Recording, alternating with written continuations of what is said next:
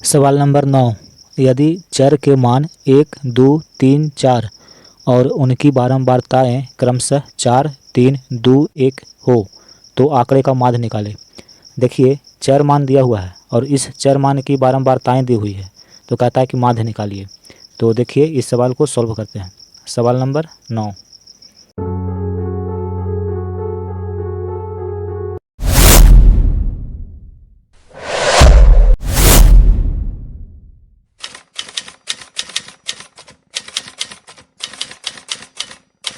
लिखिएगा कि चर मान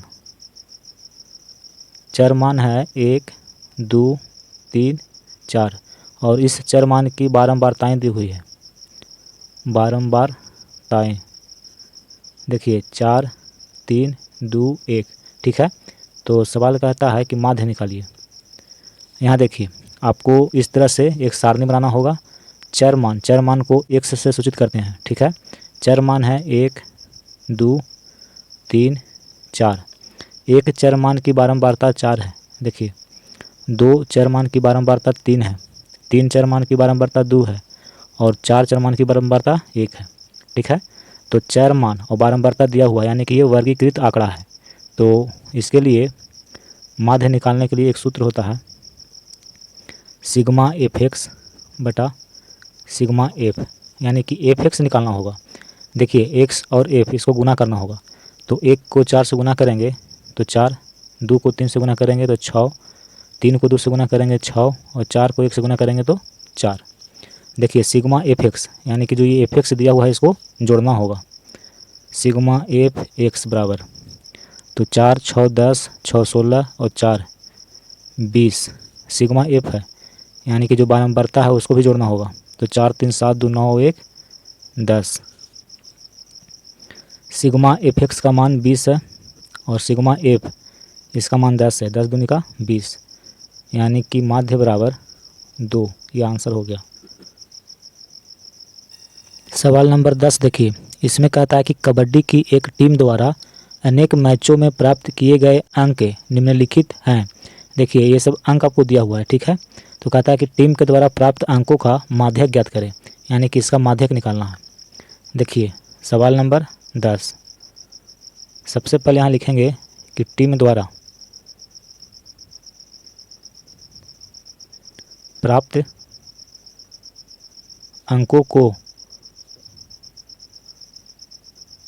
आरोही क्रम में लिखने पर देखिए ये जो अंक दिया हुआ है ये ना तो आरोही क्रम में लिखा हुआ है ना ही अवरोही क्रम में लिखा हुआ है। माध्यक निकालने के लिए सबसे पहले जो आंकड़ा दिया हुआ रहता है उसको आरोही या अवरोही क्रम में लिख लेते हैं। तो देखिए पहले इसको हम आरोही क्रम में लिख रहे हैं।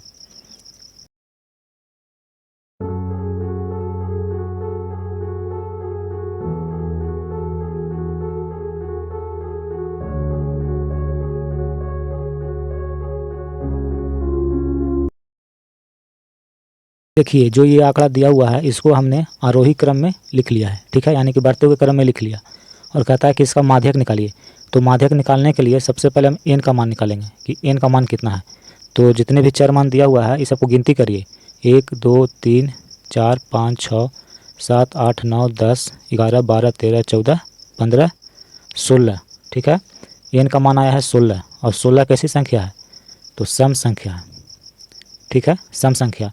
तो जब सम संख्या है तो इसके लिए माध्यक निकालने के लिए एक सूत्र होता है। देखिए माध्यक बराबर n/2 वें तथा n/2 + 1 वें चर मानों का माध्य, चर मानों का माध्य, यानी कि माध्य निकालना होगा। n/2 का मतलब हुआ कि n का मान 16 है तो 16 को 2 से भागा देंगे तो 8 हो जाएगा। और n/2 + 1 का मतलब हुआ कि 9, यानी कि 8वां और 9वां जो चर मान है उसका माध्य निकालना होगा। तो इसमें देखिए कि 8वां और 9वां चर मान कौन है? तो 1, 2, 3, 4, 5, 6, 7, 8। देखिए 8वां और 9वां ये 2 चर मान है, यानी कि 10 तथा 14 का माध्य ही इस आंकड़ा का माध्यक होगा, ठीक है। तो 10 और 14 का माध्य निकालना होगा, यानी कि 10 + 14, यानी कि 2 चर मान है तो दोनों को जोड़ दिए और इसकी संख्या से भाग दे देंगे। 14, 10, 24 बटा 2 कट गया तो 12। यानी कि जो आंकड़ा दिया गया है उसका माध्यक होगा 12। ये आंसर हो गया। देखिए सवाल नंबर 11, इसमें कहता है कि निम्नांकित सारणी से आंकड़ों का माध्य परिकलित करें। देखिए ये आंकड़ा आपको दिया हुआ है, इसमें अंक दिया हुआ है और इस अंक की बारंबारता दी हुई है, ठीक है। और कहता है इसका माध्य निकालिए। तो देखिए x का मान दिया हुआ है, ठीक है। बारंबारता को f से सूचित करते हैं, तो f का मान और x का मान दिया हुआ है। तो माध्य निकालने के लिए आपको fx निकालना होगा। fx देखिए ये x है और ये f है, तो इसको गुना करेंगे तो 3 को 1 से गुना करेंगे 3, 2 में 2 से गुना करेंगे तो 4, 3 को 4 से गुना करेंगे 12, 4 को 3 से गुना करेंगे 12, 5 को 3 से गुना करेंगे तो 15। क्या निकला ये fx। तो देखिए माध्य बराबर एक सूत्र होता है सिग्मा fx बटा सिग्मा f।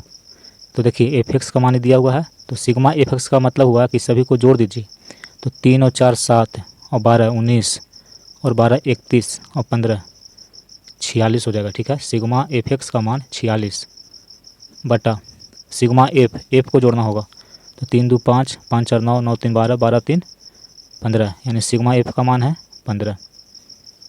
46 को 15 से भाग देंगे तो ये कटेगा 3.06666, यानी कि 6 आते रहेगा, कभी कटेगा नहीं, ठीक है। तो इसको लिख सकते हैं 3.07, ये माध्यक हो जाएगा, ठीक है।